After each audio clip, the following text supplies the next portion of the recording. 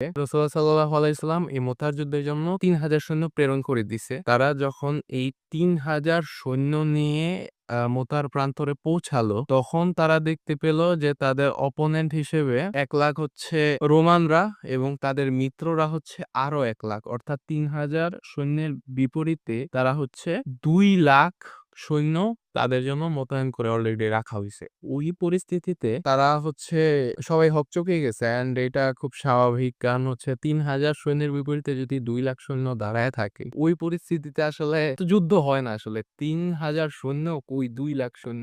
অনেকে বলতেছেন যে রাসূল সাল্লাল্লাহু আলাইহি ওয়াসাল্লামকে খবর জানান যে তারা তো ২,০০,০০০ সৈন্য নিয়ে দাঁড়ায় আছে। এখন আমরা কি করব? হয়তো রাসূলুল্লাহ সাল্লাল্লাহু আলাইহি ওয়াসাল্লাম সৈন্য মোতায়েন করবেন অথবা সে আমাদের কিছু একটা কোনো একটা আদেশ করবেন। তো তার আদেশ অনুযায়ী আমরা হচ্ছে কাজ করব। তো তখন আব্দুল্লাহ বিন রাওহা যেহেতু সে ওই সময় যুবক ছিলেন,